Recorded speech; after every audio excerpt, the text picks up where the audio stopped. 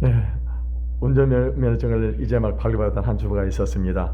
용기를 내가지고 그래서 운전을 하기 위해서 차량 뒤에다가 초보 운전이라고 크게 써가 붙이고 그리고 시내를 나갔습니다.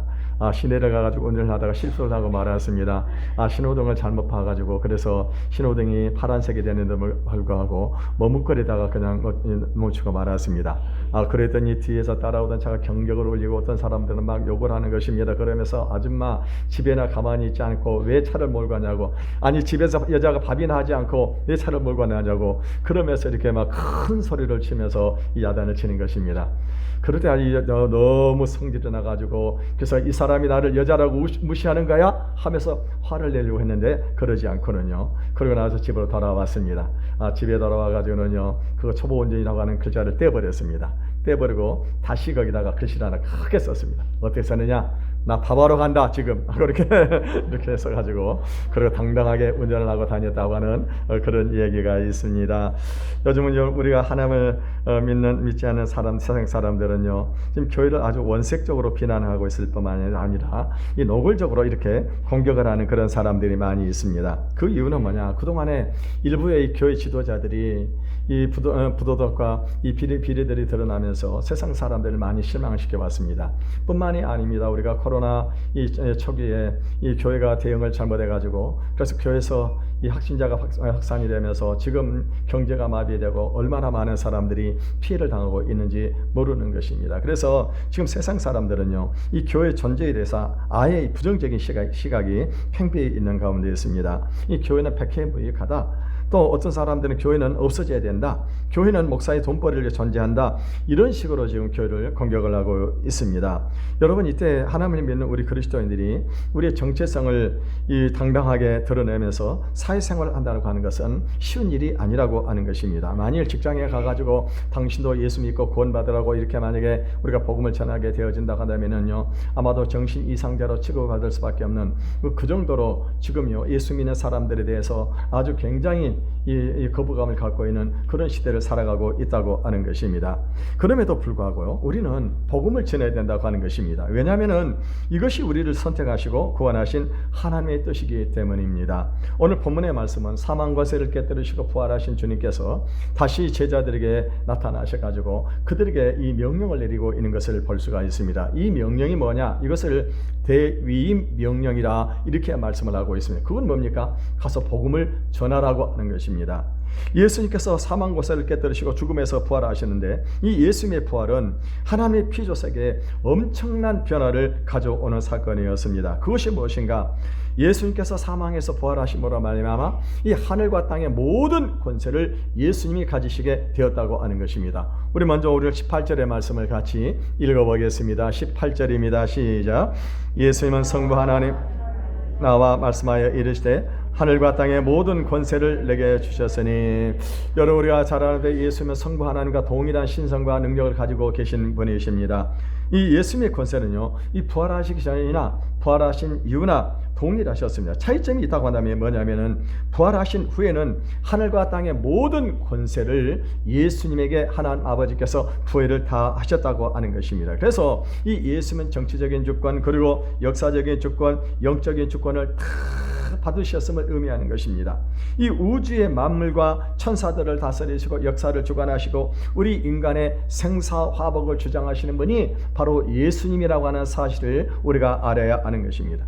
여러분, 우리가 이 대기업의 회장만 보더라도 대기업의 회장들은 막강한 그런 권력을 가지고 있습니다. 직원들을 마음대로 승진을 시킬 수도 있고요, 아니면은 마음에 들지 않은 그런 사람은 자천을 시킬 수 있고 회사에서 내보낼 수도 있는 것입니다. 어떤 사람은 계열 기업의 사장에 앉힐 수도 있는 것이고, 그리고 또 이 실적이 좋지 못하면 어떻게 합니까? 그 자리에 쫓아낼 수 있는 그런 권력을 가지고 있습니다. 그런데 여러분, 대통령이라든가 왕은 어떻습니까? 막강한 권력을 가지고 있습니다.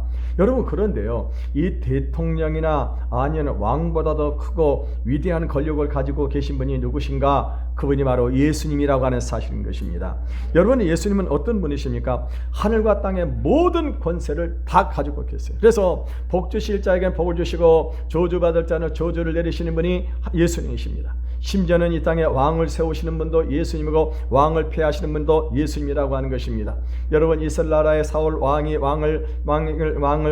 왕위에 있을 때요, 그 왕위를 폐하신 분이 예수님이셨습니다. 뿐만이 아닙니다. 일개 목동에 불과했던 다윗을 이스라엘 나라의 왕으로 세우신 분이 바로 예수님이셨다고 하는 것입니다. 여러분, 예수님은 가난한 사람들을 얼마든지 부자로 만들 수가 있습니다. 그리고 부자들도 얼마든지 가난하게 만드실 수 있는 분인 것입니다. 여러분, 예수님은요, 무능한 사람을 유능한 사람으로 만들 수도 있고요, 또 유능한 사람을 무능한 사람으로 만들 수 있는 분이 바로 예수님이십니다. 그러므로 우리는요, 오직 예수님의 이름을 부르기만 하면은 그분의 도움을 받을 수가 있습니다. 이 예수님은 하나님의 보좌 우편에 앉으셔가지고 우리의 기도를 들으시고 즉시 우리를 도우실 수 있는 분이십니다.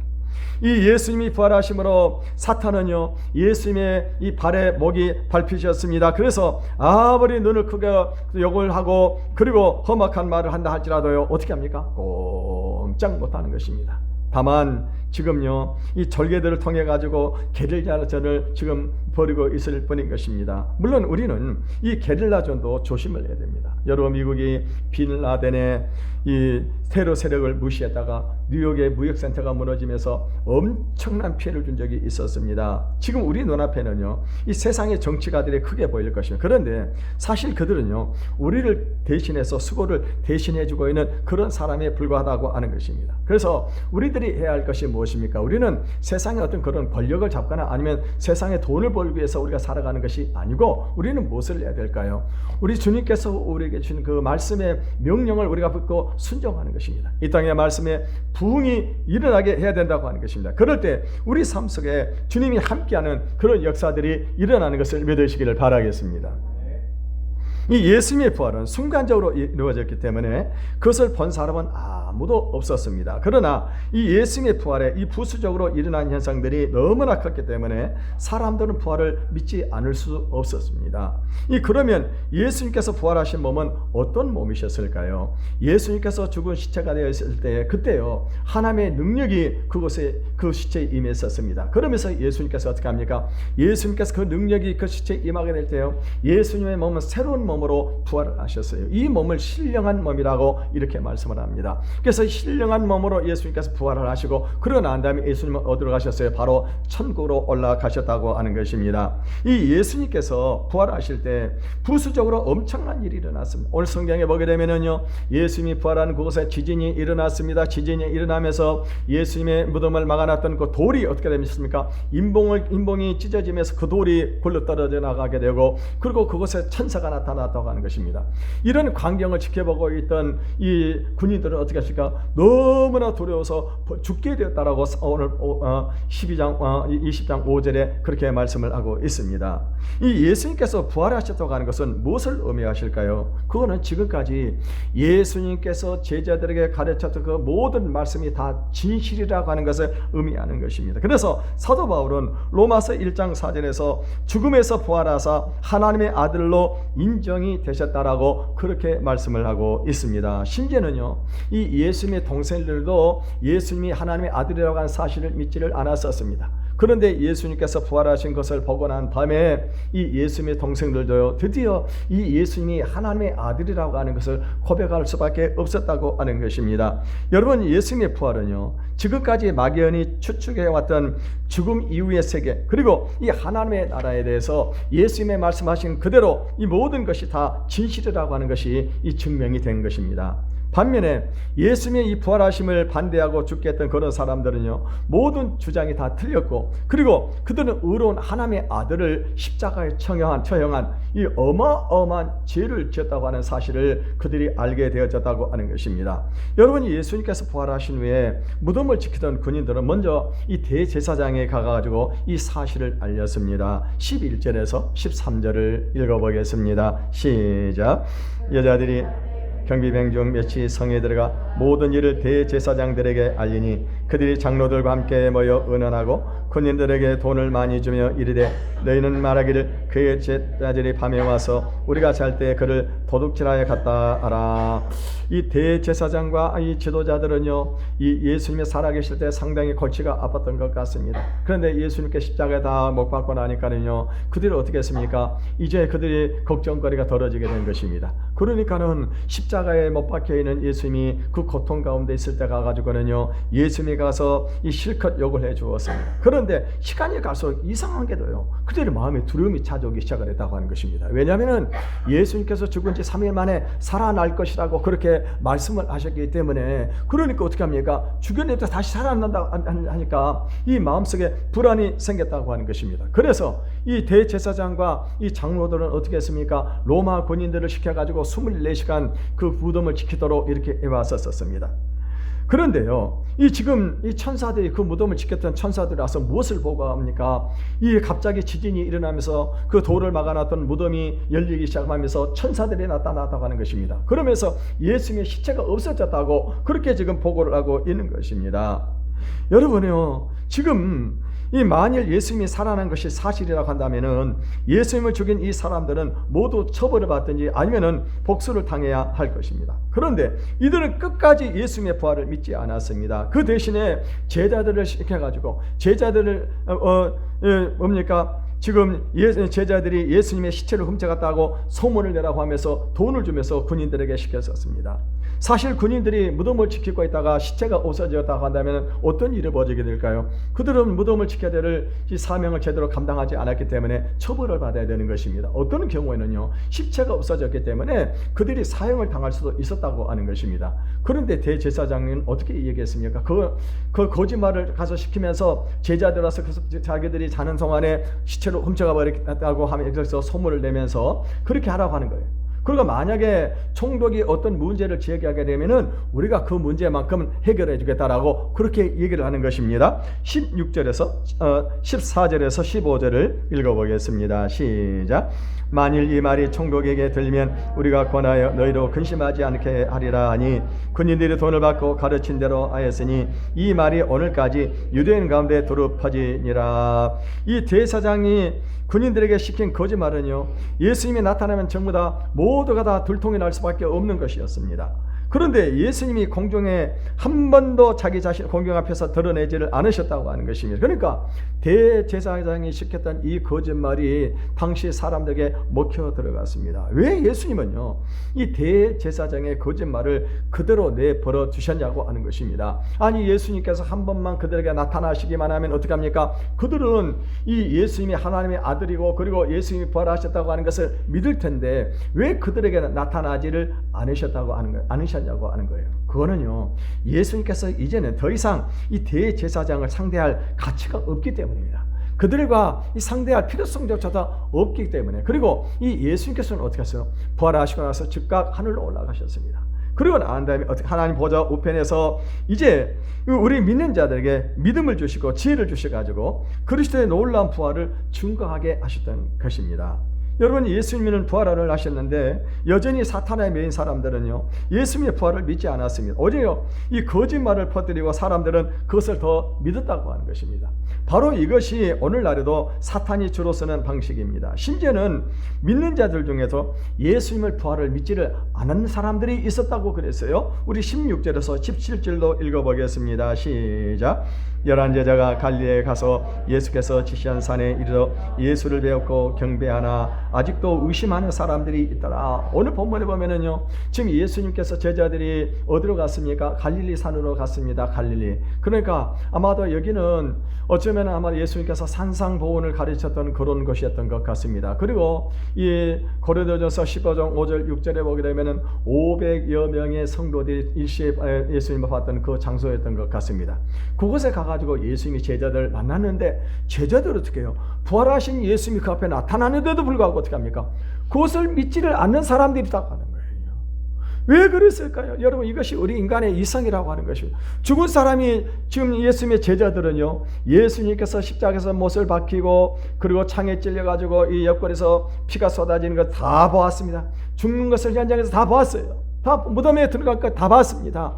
그런데 사람 예수님께 부활하시니까 믿어지지가 않는 거예요. 믿어지지가 않는다고 하는 것입니다. 여러분, 사단은요, 늘 우리에게 무엇을 가져다 주느냐? 이 의심을 가져다 주게 된다고 하는 것입니다. 이 봄이 되니까는요, 이 거북이 3마리가 어느 날 이 김밥을 사가지고 소풍을 갔습니다. 소풍을 가지고 이제 점심때가 되고 점심을 다 먹으려고 하니까는요, 물을 안 가져온 것입니다. 그래서 이 세 마리가 같이 있다가 안 되겠다, 우리 그러지 말고 우리 가위바위보 해가지고 진 사람이 물을 떠가지고 또 하자 하고 하면서 이 가위바위보를 했습니다. 드디어 한 사람이 한 거북이가 이제 이 당첨이 됐습니다. 그래가지고 이 거북이가 이제 이 물을 떠러 가게 되었는데, 거북이가 이 얘기를 하는 것입니다. 나 물 떠러 간 사이에 절대로 김밥 먹으면 안 돼. 그러고는 갔습니다. 그런데 이제 거북이가 돌아오는 시간이 1시간이 되어도 안 돌아오고 2시간이 되어도 안 돌아오는 거. 너무 배가 고프니까 두 마리 거북이가 가다가 안 되겠다, 우리 김밥 하나 먹자고 김밥을 막 들려가니까는요, 바이틈에서 얼굴에 거북이를 쑥 떼어나오면서 하는 말이 무엇입니까? 니네를 그럴 줄 알았어. 나 그러면 이 물도로 안 간다. 이 거북이가 아직까지도 물도로 안 가는 겁니다. 아직까지. 왜? 의심하다 보니까. 여러분, 의심을 하기에는 아무것도 할 수가 없는 거예요. 여러분, 마귀는 어떻게 합니까? 자꾸 우리에게 이 의심을 준다고 하는 것입니다. 그래서 나중에 이 예수님의 부활에 대해서 여러 가지 설이 나오는 것, 첫째는 뭐냐면 기절설입니다. 기절은 뭐냐? 예수님께서 완전히 죽은 게 아니라고 하는 거예요. 기절했다가 다시 살아났다고 하는 그런 사람이 있습니다. 그렇게 주장하는 사람들, 어떤 사람은 이 도적설을 주장하는 사람들도 있습니다. 뭐냐면은 이 제자들이 훔쳐갔다고 하는 거예요. 또 어떤 사람들은 착각설을 주장하는 사람들도 있습니다. 이 예수님의 이 제자들이나 마리아 등 여인들이 어디로 가느냐? 예수님의 무덤으로 가는 것이 아니고 다른 무덤으로 찾아갔다고 그렇게 얘기를 하는 사람들이 있는 것입니다. 여러분, 우리 인간에게 가장 중요한 변화가 뭐냐? 눈에 보이지 않는 하나님의 존재가 믿어지는 겁니다. 이 눈에 보이지 않는 하나님의 존재가 믿어질 때 그때 어떤 일이 벌어지게 되느냐? 그때요, 우리가 이 미신의 잠에서 깨어나게 되어지게 됩니다. 그리고 이 그리스도의 부활이 믿어지면은 그때부터 하나님의 능력이 우리에게 공급된다는 사실입니다. 이 예수님께서는요, 부활하시고 하늘에 영구적으로 올라가시기 전에 제자들에게 가장 중요한 명령을 내렸습니다. 그것이 바로 대위임 명령입니다. 이 명령은 제자들이 반드시 지켜야 할 명령입니다. 그 명령이 무엇일까요? 우리 18절에서 20절을 읽어보겠습니다. 시작. 예수께서 나와서 이르시되 하늘과 땅의 모든 권세를 내게 주셨으니 그러므로 너희는 가서 모든 민족을 제자로 삼아 아버지와 아들과 성령의 이름으로 세례를 베푸고 내가 너희에게 분부한 모든 것을 가르쳐 지키게 하라. 볼지어다 내가 세상 끝날까지 너희와 항상 함께 있으리라. 오늘 본문에 보게 되니까는요, 이 하늘과 땅의 모든 권세를 주셨으니 그럼 너희는 가서 모든 민족으로 제자를 삼아 아버지와 아들과 성령의 이름으로 세례를 주라, 이렇게 말씀을 하고 있습니다. 여기 보면은요, 하나님 아버지와 아들과 성령이 동등한 그런 자격으로 지금 나타나고 있는 것을 볼 수가 있습니다. 여러분, 이 구약 성경에 보게 되면은요, 이 구약 성경에 하나님은요, 성부 하나님 한 분만 소개가 되고 있습니다. 물론 성자가 여러 곳에서 활동을 하고 있는데 이 노골적으로 그가 하시는 일에 대해서도 노골적으로 표현하지 않았었습니다. 그래서 이 구약 성경에서 성자에 대한 지식은 완전히 신비에 속했습니다. 여러분, 구약 이스라엘 역사를 보게 되면은요, 이스라엘을 구원하시기 위해서 많은 수고를 하신 분이 누구냐? 바로 그분이 바로 성자 하나님이셨다고 하는 것입니다. 이 야곱과 씨름을 하신 분도 성자 하나님이셨고, 아브라함을 찾아오신 분도 성자 하나님이십니다. 그리고 삼손의 부모를 찾아오신 분도 누구였어요? 바로 성자 하나님이셨다고 하는 것입니다. 그리고 구약 성경에 보게 되면은요, 그런데 이 당시에 왜 이 성자를 구약 성경에 드러내지를 않았는가? 그거는요, 만약에 성자를 잘못 드러내게 되면 구약 성경에서 이 다신교로 빠질 그런 우려가 있기 때문에, 그래서 이 구약 성경에 보게 되면 성자의 이름이 구체적으로 표현되어 있지를 않는다고 하는 것입니다. 그리고 구약 성경에도 보면 또 성령의 역사도 많이 나타나고 있습니다. 우리가 잘 아는 사사기를 보게 되면 사사기는 어떻게 합니까? 사사기는 성령의 행전이나 성령 행전이라고 할 수 있을 정도로 그 정도로 엄청난 성령 역사들이 많이 나타나고 있습니다. 그런데 이 구약 성경에 나타나고 있는 성령은요, 보혜사가 아니에요. 여러분, 보혜사 성령님은 언제 우리에게 오시게 되었느냐? 예수님께서 십자가에서 죽으시고 그리고 부활하셔서 승천하시고 난 다음에 그리고 아버지에게 받아가지고 예수님을 통해서 오신 분이, 그분이 바로 이 보혜사 성령이라고 하는 것입니다. 그래서 보혜사 성령님은요, 지금도 예수님과 똑같은 그런 이 사역을 우리 가운데 함께 하고 계시는 거예요. 우리 눈에 보이지 않지만 그분이 우리를 보호하시고 우리에게 은혜를 베풀어 주시고 우리를 가르쳐주는 역할을 하시는 분이 바로 이 보혜사 성령님이라고 하는 것입니다. 이 하나님에 대한 지식이 이렇게 거의 혁명적으로 나타나게 된 것은 예수 그리스도가 이 세상에 오심을 통해서입니다. 예수 그리스도를 통해서 우리는 성부와 똑같은 신성을 가진 하나님의 아들이 있다고 하는 사실을 우리가 알게 되었습니다. 그리고 이 아들이 죽으심으로 우리 믿는 자들에게 하나님의 성령이 마치 물 붓듯이 부어졌다고 하는 거예요. 여러분, 그래서 우리 신앙에서 이 성자를 아는 것은요, 마치 소경이 눈을 뜨는 것과 같습니다. 그런데 성자를 아는 것이 신앙의 전부가 아니라고 하는 거예요. 물론 이 천국의 이 열쇠는요, 우리가 하나님의 아들을 믿는 것이지만은 더 중요한 것이 무엇입니까? 그거는 우리 신앙은 하나님의 아들을 믿는 것으로 끝나지 않는다고 하는 거예요. 하나님의 아들을 믿는 자에게 하나님의 성령이 부어지는 것이, 이것이 신앙의 진실이가 되는 거예요. 그러니까 우리가 다만 아는 것이 아니고 성령이 우리에게 부어줘야 되는 거예요. 성령이. 그러면 여러분, 하나님은 몇 분이실까요? 오늘 성경에 보게 되면 성부, 성자, 성령 세 분으로 나타나고 있습니다. 그러면 세 분이라고 하는 것인데, 그런데요, 이 요한복음에 보게 되면은 이 도마가 예수님에게 질문을 합니다. 말합니다. 우리에게 아버지를 보여달라고 그렇게 말합니다. 그때 예수님께서 도마에게 무엇을 말했습니까? 아버지를 본 자는 나를 이미 봤다고 그랬어요. 무슨 말이에요? 하나님 아버지와 예수님이 동일하다고 하는 거예요. 성부와 성자와 성령이 동일하다고 하는 거예요. 이거를 뭐라고 그래요? 삼위일체라고 말합니다. 트리니티. 터툴리아라고 하는 이 고대 이 교부가 이 최초로 이 트리니티라고 하는 이 단어를 사용을 했습니다. 그런데 이 삼위일체라고 하는 거예요. 분명히 삼위, 성부와 성자와 성령이 계시는데 일체, 몸은 하나라고 하는 거예요. 여러분, 우리는 도저히 이해가 안 되는 거죠. 우리는 아버지가 있고 어머니가 있고, 그리고 아버지가 있고 아들이 있고요. 또 우리 사람이 영이 있는 겁니다. 우리는 각기 다르다고 생각하는, 성경은 어떻게 이야기하고 있어? 일체라고 하는 거예요. 그러니까 삼위가 하나라고 하는 거예요. 한 번. 이게 뭐예요? 우리 인간의 이성은 이해가 안 되는 것입니다. 그래서 이게 뭐예요? 하나님의 신비라고 하는 거예요. 우리는 이해할 수가 없지만 성경은 그렇게 말하고 있기 때문에 우리가 그렇게 믿을 수밖에 없는 것입니다. 여러분, 성부 하나님은 어떤 분이십니까? 성부 하나님은 우리의 모든 이 온 우주 만물을 창조하신 창조주이시고 주권자이십니다. 뿐만 아니라 성부 하나님께서는 우리의 구원을 계획을 하셨습니다. 그리고 성자 예수면요, 이 사람의 몸을 입으시고 이 땅에 오셔가지고 어떻게 하셨어요? 그분이 우리의 구원을 위해서, 그분이 우리의 죄값을 십자가에서 죽으시고 부활하셨어요. 그리고 그분이 어떻게 하셨습니까? 성령님을 우리에게 보내주셨다고 하는 사실입니다. 여러분, 성령님은요, 우리 눈에 보이지 않습니다. 그러나 우리 마음속에 오셔서 예수를 믿게 하시고 죄를 고백하게 하시고 우리의 구원을 이루어가는 일을 하시는 것입니다. 결국 우리의 구원은 삼위 하나님의 협력으로 이루어져요. 그러니까 여러분, 우리의 구원 자체가 얼마나 영광스럽고 능력이 있고 위대한 그런 일인지를 모르는 겁니다. 예수님은 가장 먼저 우리에게 너희는 가서 모든 족속으로 제자를 삼으라, 이렇게 명령을 하셨습니다. 여기서 제자를 삼는다고 하는 것은 영적인 자식으로 삼으라고 하는 것입니다. 그러니까 요즘에 보게 되면 어떤 지식을 배우려고 하면 요즘 돈만 있으면 학원에 가고 또 대학에 가가지고 얼마든지 지식을 우리가 이렇게 지식을 배울 수가 있습니다. 그런데 옛날에는 어떻게 이 지식을 배울 수가 있느냐? 스승이 어떤 사람을 제자로 삼는다고 하나만은 그 사람을 아들로 삼는 것입니다. 아들로 삼아가지고, 그래서 자기의 인격과 삶 다 전체를 그 아들에게, 제자에게 가르치는 거예요.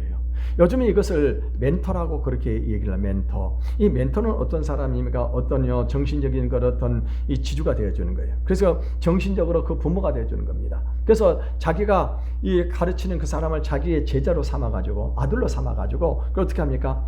이 사람을 가르치고 지도하는 사람을 멘토라고 그렇게 얘기를 하게 되어진다고 하는 것입니다. 그러므로 여러분, 스승에게 가장 중요한 것은 지식만 가르치는 것이 중요한 것이 아닙니다. 스승은 뭐를 가르쳐야 되느냐? 그 사람의 인격과 삶도 가르쳐줘야 된다고 하는 것입니다. 다시 말하면 이 말씀을 가르치는 스승은 영적인 그 영향력이 있어야 된다고 하는 것입니다. 우리는 흔히 성경에서 배운 지식을 다른 사람들에게 전하려고 합니다. 그런데 세상 사람들은 그것을 믿어주지를 않아요. 왜? 왜 안 믿어줄까요? 이 사람이 자기 그 지식을 가지고 있죠. 자기도 소화를 못 시키고 있는 것입니다. 이 사람의 입에서 나오는 말과 행동이 다른다고 하는 거예요. 자기도 믿지 않으면서 믿지 않은 것을 가르치려고 하니까 세상 사람 어떻게 합니까? 세상 사람들이 믿어주지를 않는 것입니다. 여러분, 오늘 우리가 기억해야 될 것은 뭐냐? 우리의 말보다는 삶이 더 중요하다고 하는 거예요. 삶이. 여러분, 우리는 지금은요, 우리가 이 말로만 전도할 때가 아니라고 하는 겁니다. 오늘 우리들이 알아야 될 것은 뭐냐면은 우리의 삶으로 예수 그리스도를 전해야 되는 것입니다. 여러분, 그것이 무엇일까요? 우리가 예수님처럼 사는 거예요. 예수님처럼 사는 겁니다. 그래서 예수님처럼 다른 사람을 섬기고 예수님처럼 다른 사람을 위해서 희생을 하는 겁니다. 여러분, 이거는 길거리에 가가지고 모르는 사람에게만 하라는 얘기가 아닙니다. 가장 먼저 어디서부터 시작이 돼야 될까요? 나에게 가장 가까이 있는 사람, 쉽게 말하면 다시 말하면 내가 가정에 가가지고 가정에 가서 이 믿음이 없거나 아직도 믿음이 약한 그런 나의 가족들, 나의 남편이나 자식들, 아니면 아내, 이런 사람들 어떻게 할까요? 삶으로 예수를 증거합니다. 내 가정에서 희생하고 섬기는 겁니다. 하나님을 두려워하는 거예요. 두려워하는 거예요. 그럴 때 어떻게 합니까? 아, 진짜 하나님이 살아계신가 보다. 당신을 보니까 하나님 살아요. 어떤 분이 그런 얘기를 하더라고요. 우리 아내를 보니까 하나님이 살아계신 것 같다고. 우리 아내가. 왜? 이분이 하나님을 두려워하는 거예요. 하나님을 두려워하는 겁니다. 주일날도 철저하게 어떤 일이 있어도 예배에다 생명을 거는 거예요. 어떤 일이 있어도. 그리고 이런 모습을 보니까 진짜로 하나님 살아계신가 보다. 주일날도 왔다 가다 당신 보니까 하나님 살아계신, 뭐가 하나님 살아계셔. 이런 사람은 영적인 영향력이 없어요. 여러분, 우리가 중요한 게 뭐냐? 예수 믿는 사람은 영적인 영향력이 있어야 되는 겁니다. 영적인 영향력이. 그 믿지 않은 사람이 이 예수 믿는 사람을 보면 어떻게 합니까? 두려워해야 돼요. 진짜로 하나님 저 사람 하나님 함께하는 사람이다. 그게 어떻게 나타나요? 내가 가정에서 죽어야 되는 겁니다. 내가 희생을 해야 돼요. 섬겨야 되는 겁니다. 직장에서도 마찬가지입니다. 직장에서 우리는 예수 믿는 사람 말 한마디 조심해야 돼요. 여러분, 직장에서 안 믿는 사람들은 하는 말이 뭐예요? 다른 사람 흉보고 허물보고 음란한 말을 하는 겁니다. 근데 우리는 어떻게 살아야 돼요? 말 한마디 주여 조심해야 되는 겁니다. 만약에 말을 잘못하게 되면 어떻게 하고 우리가 실수할 때가 있어요. 그럴 때 어떻게 하면 그때는요, 하나님 앞에 나서 울면서 하게 돼요. 울면서 하나님, 내가 예수를 믿는다고 하면서도 제가 이런 또 세상 사람들과 똑같이 살았습니다. 제가 이제 한번 고속도로를 달려가다가 그러다가는요, 이 전용 차선을 탔어요. 전용 차선을 사실 5명 이상 타야만이 전용 다 탈 수 있는데 우리 4사람이 탔습니다. 근데 저 앞에 보니까 우리 집사님 저기 순찰차가 있다고 하는 거예요. 그래서 전차에서 살짝 빠져나왔더니요, 순찰자가 뒤를 따르면서 영영을 부르면서 가려 세우라고 하는 거예요.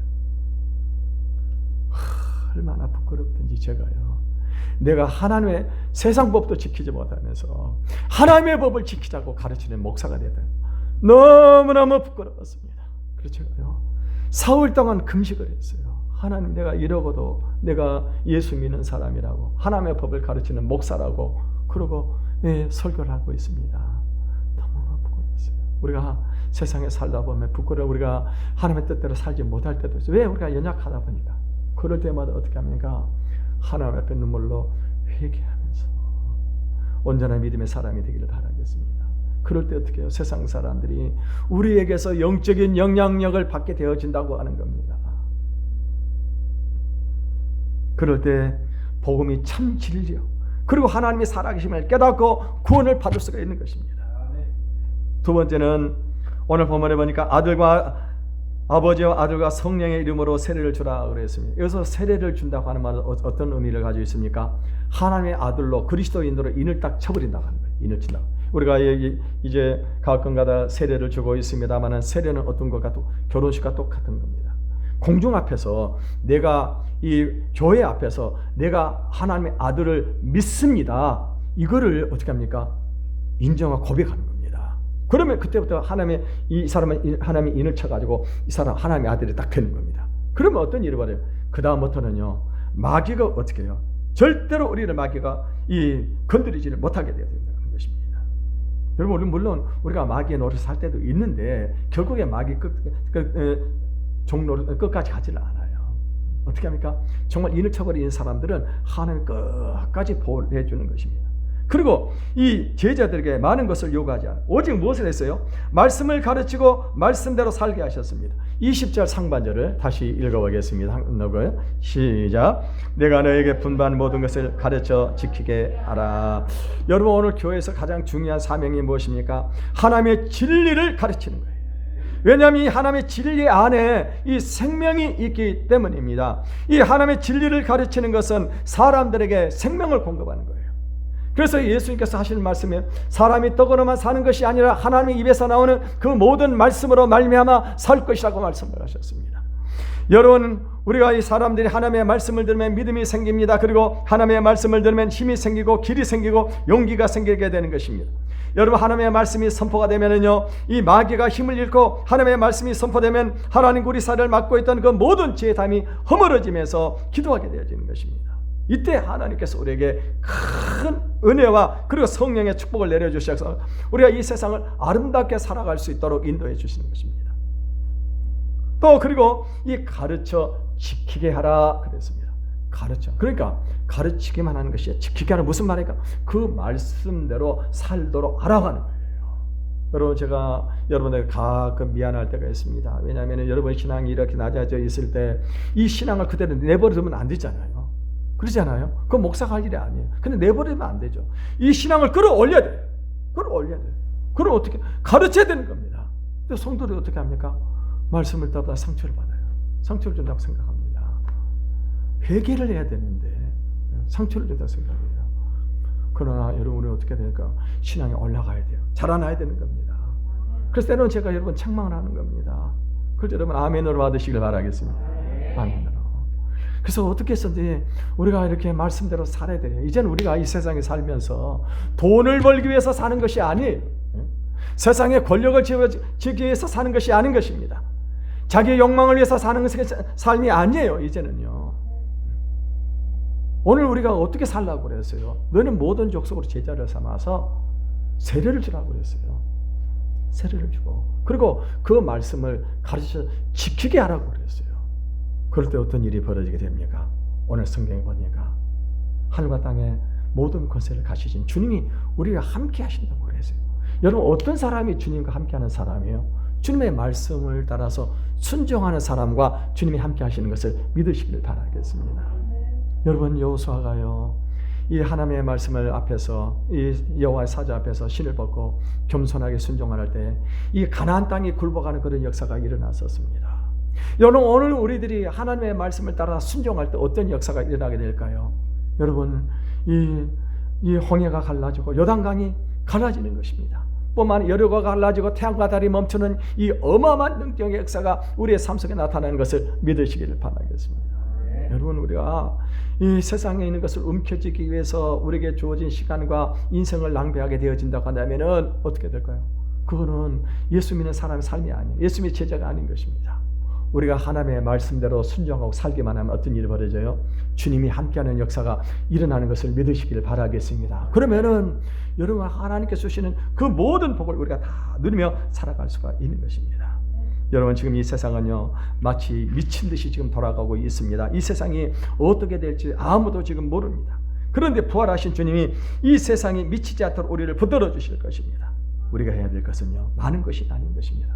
오늘 우리가 이 말씀을 붙잡고, 주님의 말씀을 붙잡고 어떻게 해서든지 우리가 복음을 전하는 것입니다. 그럴 때 주님께서 우리 삶 속에 함께하는 역사가 일어나게 될 것입니다. 이 말씀을 기억을 하시고 사명을 잘 감당하는 저와 여러분이 되시기를 주님의 이름으로 축원을 드리겠습니다. 우리 찬양 한 곡 부르고 기도하는 시간을 갖겠습니다.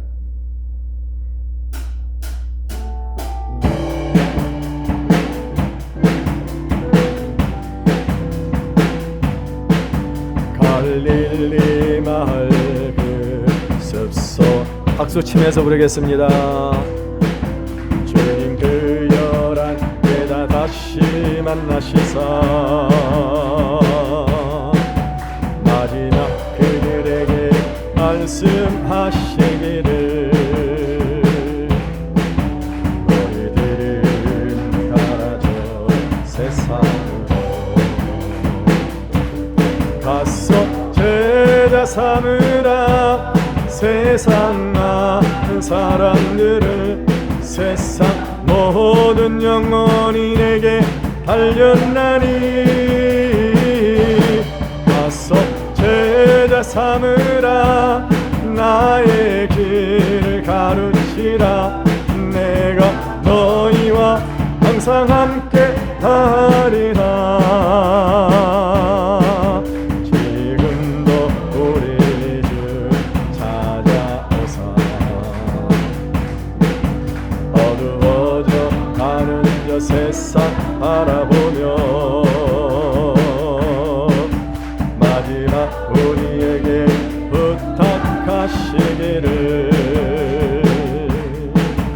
너희들이 알아줘 세상을 가서 제자 삼으라 세상 아는 사람들을 세상 모든 영혼이 내게 달렸나니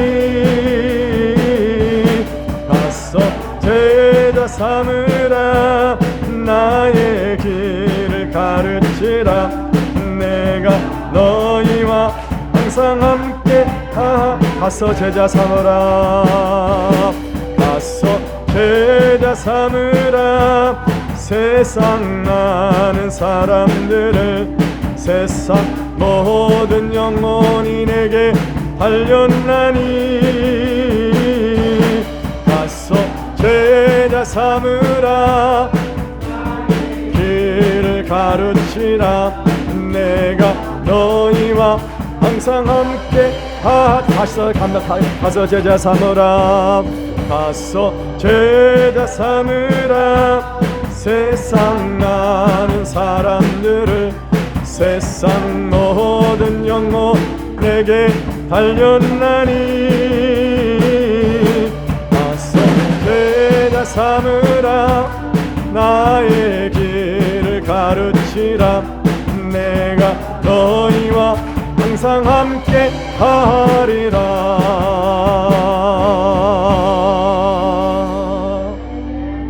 여러분 오늘 우리 그리스도인이 이 세상에 존재하는 이유와 목적이 무엇일까요? 그것은 바로 우리가 하나님의 나라를 확장하기 위해서 우리 그리스도인들이 존재하는 것입니다. 예수님께서 하늘과 땅의 모든 권세를 내게 주셨으니 그러므로 너희는 가서 모든 민족으로 제자를 삼으라고 그랬습니다. 여러분 오늘 우리들이 해야 될 것이 뭐냐? 우리는 복음을 전하는 것입니다. 이 시간에 우리가 기도할 하나님 우리에게 믿음을 더해 주시고 영적인 영향력을 갖게 도와주셔서 우리 주변의 가족들과 우리 주변에 만나는 많은 사람들이 우리의 삶을 통해서 예수 그리스도를 발견하게 하시고 그들도 깨닫고 하나님 앞에 돌아오는 역사가 일어나게 해달라고 우리 마음속에 주님의 마음을 주셔서 그 열정을 주시게 달라고 우리 주의 열창하고 통성으로 기도하겠습니다. 주여 살아계신 아버지 하나님 오늘도 귀한 말씀을 통해서 다시 한번 우리